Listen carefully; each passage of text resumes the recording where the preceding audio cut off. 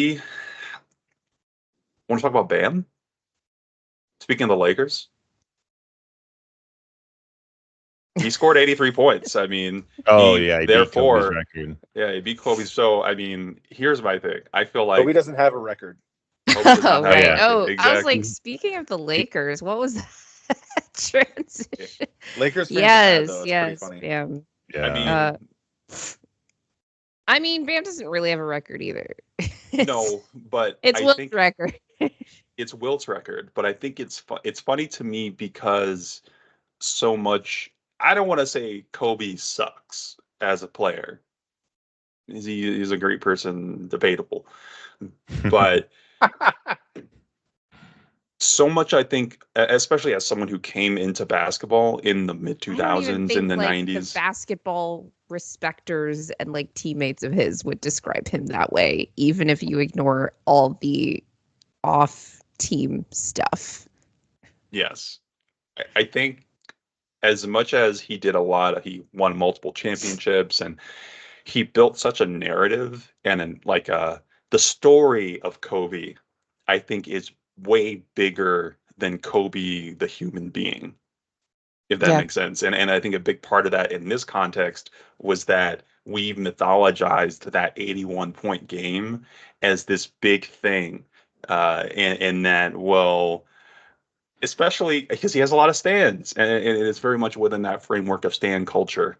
And, so Kobe has 81 points. Well, LeBron, you don't have 81 points. So clearly Kobe in the GOAT conversation, I think, has been the idea. And now this sort of narrative is turned on its head and exposes how fucking stupid it was that we did that when Bam Adebayo comes in and drops 83. So, okay, ipso facto, Bam Adebayo better than Kobe.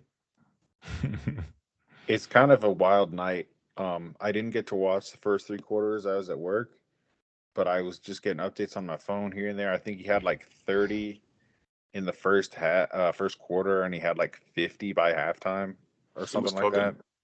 I mean, he was absolutely scorching. And then, yeah, the Wizards just couldn't guard him, and they started doubling him, but he still just kept getting fouled a bunch. And like these were legitimate fouls. He wasn't like flopping; he was getting fouled. So people are saying, "Oh, it wasn't as ethical as Kobe's." I'm like, dude, 83 points is 83 points. Like, if other people could do it, they would have done it by now. There's no way to score more than like 50, I would say, in an ethical way.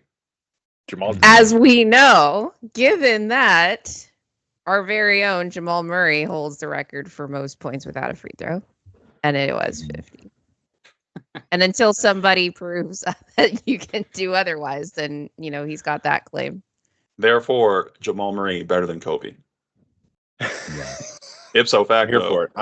That's just it's just math. It's just math. Let's be honest. Jamal Murray better than Devin Booker. Yes. Yeah. That is the. Yeah. He's got the title at least.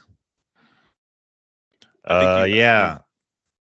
Well, Bam, I was on the hate train of this when I first heard tell of him going for the 80 point. I saw people saying, "Oh, if he gets 82, this will be hilarious," and I was like, "Why?" Because I don't even think about Kobe Bryant having 81 points ever. I forgot about it. I don't think about you at all. Yeah, I was like, what is this going on? And I was like, Bam's still in the game. They're not resting him. It just, that kind of, I just laughed at that because we've been talking so much about injuries and needing to rest guys and the schedule being brutal and the game having more pace and more space than ever before. And these guys are having so many injuries. So now we are leaving Bam in there to just go for this point total. No one. I mean, once he's got a certain number, like it's one game, like you're leaving him in there. Yeah. He's not going to want to come out.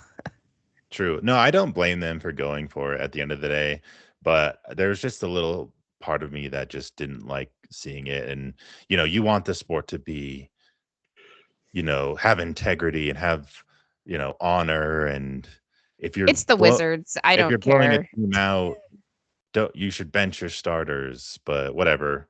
It's supposed to be a fun thing for the NBA. If you don't want 81 points dropped on your head, don't let him. Play some defense. Well, that's what I keep saying to the Nuggets. They didn't care. They were like, we're tanking anyway. I was I'm about like, to no- say, Will, my problem with using the word integrity is like the Yeah. Wizards ain't trying to win, bro. yeah, Exactly. I think Mhm. they're okay with this. Oh yeah, I'm sure they are. They'd I don't be, think they'd that be more I'm not upset saying if it. Bam only scored 3 points than they beat the Heat. Yeah, yeah. I don't know. I agreed with like Miroslav, who said it kind of is a bad look for the league. I do think it looks Of kind course, of Miroslav had that take. yeah. I What do isn't think a it looks bad kind of look for bad. the league these days? Exactly, What's and a good look? I'm on this train of just shaming the NBA for everything that they've been doing lately, and including this. So Right, but I also think that like fans are never happy. That's true. I'm NBA not fans in happy. particular are never happy. And I didn't realize this until I started like dabbling in watching other sports. And like every fan complains about stuff sometimes, but I feel like NBA Twitter in particular is one of the um most just like petty Oh yeah, Yeah. like it is for places to be. complaining and shit talking. That's just what it is. Well, I also want to zag on some public discourse. I'm pro stat padding. I think stat padding's great. It's fun. Why not? Also, Go out you and have have a to blast. it's time to sweep away all the old head stats. Right. Yeah. I Hmm. don't care if a guy stat pads. Do I think it's ridiculous like you do? Well, I absolutely do. Like, yeah, get your rest, get out of the game. The game's over. But at the same time, if you stay in the stat pad, go for it. And if you stay in your stat pad and you get hurt, guess what? You play with fire, you get burned. It happens. Mhm. But I Yeah. mean, look, in hockey, guys get hat tricks all the time and they get celebrated. It's like, you're up 5-2, bro. Why are you still in the game? Do you really need to score a third goal? No. But the fans love it.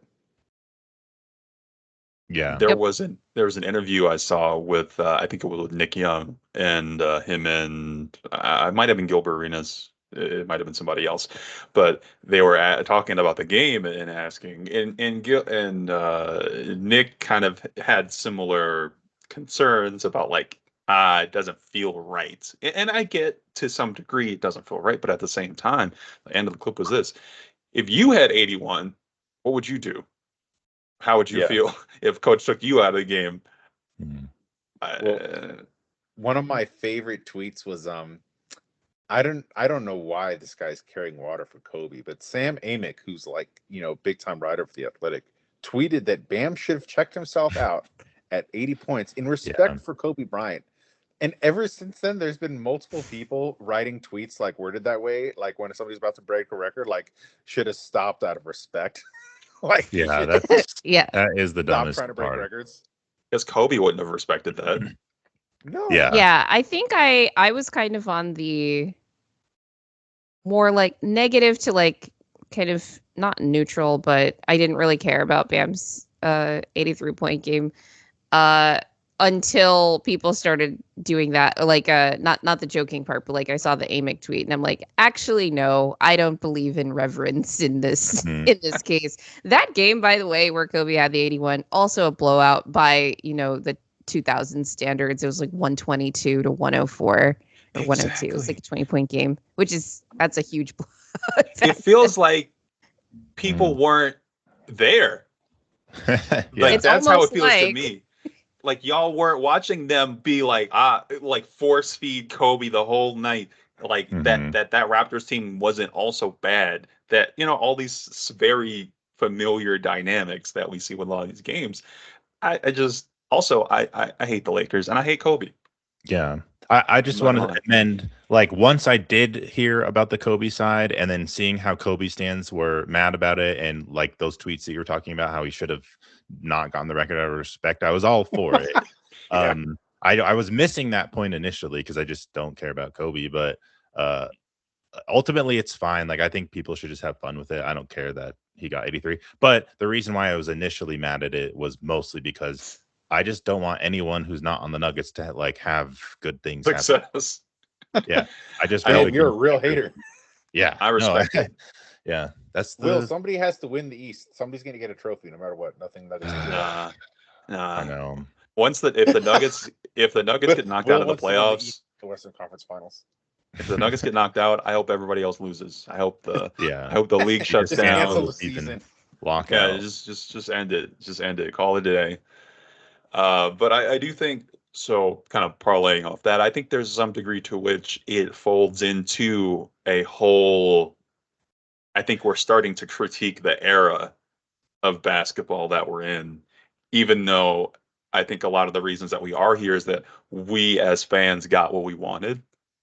Like a lot of the things that we were, I say we, not necessarily me because I was like a child, but things I noticed that people were talking about in the 2000s in terms of like the game being the fights not being allowed. And so they kind of legislated out physicality selectively out of the game.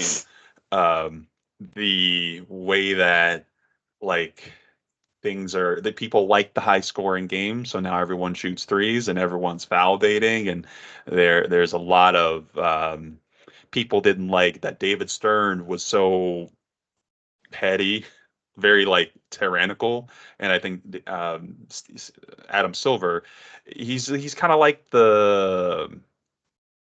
he's like the substitute teacher that all the Very owners, caretaker. yeah, that Yeah. all the owners are like walking all over. Like they Yeah. get whatever they want, and there's no real consequences to anything. Well, And the it just consequence to everything is let's do a tournament. he's also a big anime fan apparently because yeah, Really? my guy Oh, well, loves. because of all the Oh tournaments. yeah, all the tournament Oh. arcs. He's like, oh, when in doubt, tournament arc. This is Well, gonna be great. Ray, can I make a comment about that? Hmm. You know, one of my biggest pet peeves in life is that sometimes, or most of the time, something like really bad has to happen for things to change. I'm not going to get political now, but in the NBA, I'm talking about like Lou Dort swinging his leg out and like having a repeated history of almost injuring guys. It's just like this guy needs to get suspended and fined more, because at some point he really is going to hurt somebody. I mean, what he did to Jokic was absolutely ridiculous. And I know this was like over a week ago now, but it's just, I don't understand. It's not good for the league if role players are going at star players like this. Because if Jokic is out for who knows how long, that's terrible business for the NBA. If we are gonna bring back goons, just bring back goons. I'm cool with it. I'm down. We can all just add a 16th roster spot, and he's here to fight people. That's fine. Just don't let it be where like the Thunder get to do this, but nobody else gets to do this. That's what I Yeah. have the issue with. Because I I want was Jokic to hire his brother to come down on the court and just fuck people up. I'm cool with it. I was so emotional after that. I tweeted the Nuggets should sign James Johnson just to like have him get in fights. Oh I my mean, God. that's why the Pacers signed him 2 seasons ago. Because they kept getting into these scuffles with the Bucks, which frankly the Pacers were starting everything. It was kind of funny because I could laugh about it because they're in the East and like all of this nonsense was happening in the East. And just Yep. being pests. And then like immediately, like I think it was the next day after one of these that they signed James Johnson to. Kind of a genius hobby, right? Hey, if you're a fringe NBA player, hey, can you fight? We got Ross. I mean, that's generous, even fringe NBA player. He had a decent career. They kept him another season after that. Yeah, he played in Also, the league a long time. He's like my age because I played against him in high school. also a decent MMA career. So Oh yeah. yeah, he's an actual fighter. Yeah. But yeah, I don't know. No, So yeah. So I Ray's wanted to pro comment. goons. I wasn't aware. Well, yeah, I just agree that it's like, yeah, it's inconsistent. And that's pretty much the problem with the whole NBA. I think it's interesting you bring it up because Jokic just said in that interview that, he doesn't like when the older players critique the NBA or say it's worse or say there's no defense now. And he had strong opinions about that and how the game is evolving and players are more talented. And that just makes sense. And I agree with that. The game is better because there's more talent. There's easier way to discover talent. There's a wider pool of people who want to play with the game, reaching other areas. Like we're seeing that with, European players and all over the NBA. But at the same time, there are things about the league that I really don't like in terms of it just catering to a certain style. The 3-point shots really overbearing and all important. I don't like how the clear path for drivers is being emphasized. I thought that was going to be reverse emphasized coming out of last season because of how much complaining there was about it. And then they said they're going to emphasize it to the refs. And I was like, why? It's just like, I don't know, the way that the reffing is going is just ridiculous to me, including the schedule. We all know the schedule concerns in the back-to-backs and how the quality of the game would be better if players were more rested. And I wish that we could watch a product that was more like, yeah, they think that the NBA being entertaining means lots of scoring for like a casual kind of fan who wants to come in and watch high scoring games. I don't want to see that. I want to see like competitive games. I want to see a competition. yeah, I want to see a mix of like defense and some physicality, like a properly balanced level of letting players defend a little bit and not some players can't be touched and some players can get hounded constantly. I like style variety. I'm cool with some if if you want to be a team that shoots a lot of threes and runs around and flops and does all these things. All right, that's cool, but I'd also like it if an alternative style of play was viable and it wasn't a situation where this is just the incentive structure and this is just what you need to do if you want to be successful in the NBA. Uh, the other thing I also it's the travels. It's the travels for me. I know it's one of those things that I think goes underappreciated, but the leeway with which NBA players get to kind of collectively negotiate the rules of the game in some way, yes, when it comes to offense is already so easy. There is already so many things that go the offense's way that when you just get to like be very lax with and allow and incentivize in this way teams manipulating the ball with their hand in the air in a way that 20 years ago, or if you go overseas or if you go to the high school level even might get called to travel. Here it's just good play. Here it's just like, oh well, he's so skilled when he picked up his pivot foot, stepped off the other foot, basically taking an extra step in his step through motion. It's a bunch of those kinds of things that I think, and you combine it with the fact that defense, I mean, feels unreasonably difficult. Like I think I just saw earlier this morning that the last 2-minute report from last night was that 10-second foul on Spencer Jones should not have been a foul. That Yeah, you I mean, already I have. called that in real time. That was a bad call. And I didn't know if they had like blown their second challenge on something that wasn't overturned, but I would have challenged that.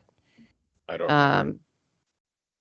Or if they just didn't use the second challenge. I would have challenged that because it was very clearly ball, like, in a pivotal moment in the game and all that. So, And if we're doing a thing where we can go to New York and say, well, you guys can put in calls or corrections or whatever it might be. Do we? I mean, whether there do you really need a challenge to say fix a call? I just want them to get that kind of thing yeah, but right. I can understand that call being made in real time, but that's why I would say it should have been challenged because it's Spencer, and also like that could be a foul, like a few inches to like the left or right, that could be a foul, and usually it is. Like usually the guy gets the dude on the wrist or something in that situation. But I mean, I don't know, like the whole like Secaucus is watching everything kind of thing. I don't want them reviewing every call at the end of like every single game to just overturn thing. Because then that becomes willy-nilly too. The point of the challenge is like, all right, you guys want something challenged, like here it is. And yeah, it's just I get really annoyed when it comes to all the stuff that happens at the ends of these games because like my partner, he only watches like the fourth quarters of games with me when I watch games with him, and he always asks me like, oh, why do you even watch the first half of games? And I'm like, there are so many things that happen that get you to the point of what's going on in the fourth quarter that all of that stuff matters more. Like it's 100 possession game and it comes down to these like 2 or 3 moments, and I'm like, it wouldn't have even gotten there if not for everything else that happened prior. So I don't like to dwell too much on like any one moment, especially in a game like this where they were down, was it 17 in this game in the first half? And then, even if you just looked at the fourth quarter, there were, some issues that like culminated before that. So I don't want to put, too much on like roughing or other stuff in this particular instance. Even though it just feels like on the whole, since the All-Star break, refereeing has not been good. It's been very inconsistent. And it's not just in our games, like some of the other games that I watch as well.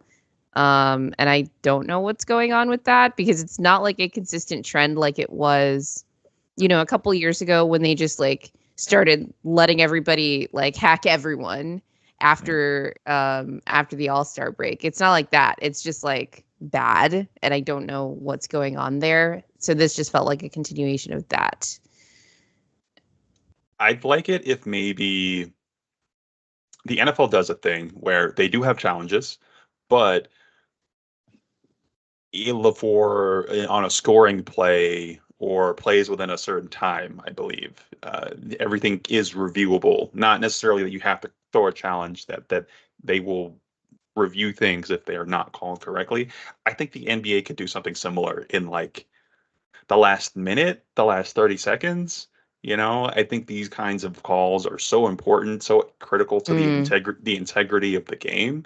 If it's like the third quarter and you make a bad call, you have time to. One thing that happens a lot at lower levels, they're makeup calls. Or if misses a foul over here, well, all right, they're going to turn a blind eye to a foul on the other end a play or two later.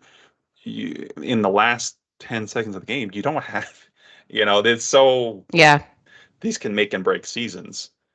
So I just feel like as much as I want the game to be quick and expedient, I also need you to you got to get the call right. Or I actually wouldn't mind that. Just saying like, go back to the one challenge rule. You don't get it back, but you can use it at any point until the last, 2 minutes. And then at that point, stuff is like certain things are always reviewable are always not just reviewable, but reviewed by the officials. Yeah. Yeah. And like nobody complains about this in football because it's a more stilted game, right? Like it's possession, but like possession happens, pause, reset, possession happens, all this stuff. Everyone wants flow. But in the last 2 minutes of basketball games, everything becomes like that anyway, because they're not playing with pace. You don't get these rallies unless you're like a lot of teams that played against Denver this season, getting fast break points in the clutch. But for the most part, that doesn't happen, and it's not supposed to happen anyway. So people should, not get too, caught up about it if they made that kind of rule change. I would support that. Well, I think one thing that hurts the Nuggets a lot in the clutch is that there's a lot of marginal contact on Jokic that just doesn't get called, and you can't review a non-call because they're mostly going to let him play, and then you see him playing instead of running back on defense. It's like, dude, you can't do that. So yeah, it's just kind of one of those tough deals where it's like you got to have a little bit better offense instead of going for the call, because he's also had plenty of times where like Jokic clearly goes for the foul and then does get fouled. Like he's having a career high in free throw attempts this season, but I've also seen a lot of Nuggets fans like not really enjoying this version of Jokic, but I also understand like where he's coming from, because I think he's just tired of everybody else getting all these foul calls. So he's like, you know what, I don't have any shame. If you guys are going to grift, I'm going to grift too. So I can't even blame him. It's the incentive structure he's been presented with. Yeah.